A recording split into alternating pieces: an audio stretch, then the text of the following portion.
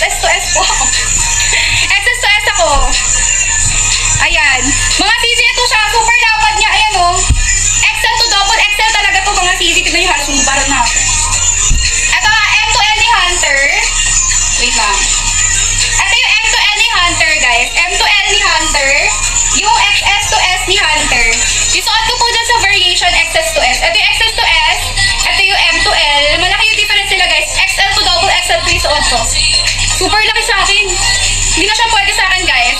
Sabi ko sa inyo, huwag kayong mag-add 2 size. Pwede kayo add 1 size kung gusto nyo loose fitting.